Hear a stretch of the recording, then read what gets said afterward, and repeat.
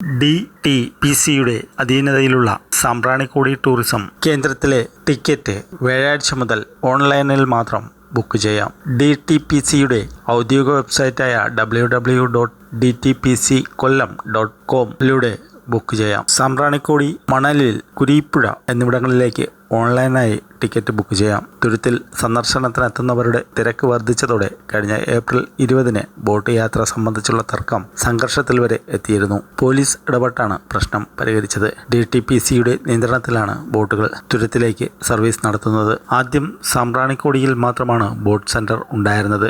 പിന്നീട് തിരക്ക് കൂടിയതോടെയാണ് മണലിലും കുരീപ്പുഴയിലും സെന്ററുകൾ ആരംഭിച്ചത്.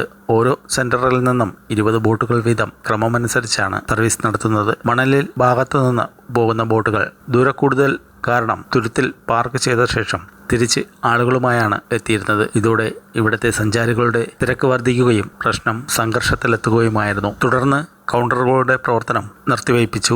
സാമ്പ്രാണിക്കോടിയുടെ നിയന്ത്രണം DTPC ഏറ്റെടുത്തതോടെയാണ് തുരുത്തിലെത്തുന്ന സഞ്ചാരികളുടെ എണ്ണവും വരുമാനവും കൃത്യമായി കണക്കാക്കാൻ തുടങ്ങിയത്. മുൻപ് വിവിധ സ്ഥലങ്ങളിൽ നിന്ന് സ്വകാര്യ ബോട്ടുകളും ഇവിടേക്ക് എത്തിയിരുന്നു. പല ഭാഗത്തു നിന്നും എത്തുന്ന ടൂർ ഓപ്പറേറ്റർമാർ തമ്മിൽ സംഘർഷങ്ങളും പതിവായിരുന്നു. സഞ്ചാരികളെ കൊണ്ടുപോകാൻ മതിയായ രേഖകളുള്ള ബോട്ടുകൾക്ക് മാത്രമാണ് ഇപ്പോൾ തുരുത്തിലേക്ക് പ്രവേശനമുള്ളത്. മധ്യവേനലവധി തുടങ്ങിയതോടെ ദിവസവും തുരുത്തിലെത്തുന്ന സഞ്ചാരികളുടെ എണ്ണത്തിൽ വളരെയധികം വർധനയാണുള്ളത്. ജനങ്ങൾക്ക് താൽക്കാലിക ബുദ്ധിമുട്ട് പരിഹരിക്കുന്നതിനായി അത്യാവശ്യ ഘട്ടങ്ങളിൽ തത്സമയ ബുക്കിംഗ് സംവിധാനം ഒരുക്കും. ജൂൺ 1 മുതൽ ടിക്കറ്റ് ബുക്കിംഗ് പൂർണ്ണമായും ഓൺലൈനാകുമെന്ന് DTPC അധികൃതർ അറിയിച്ചു.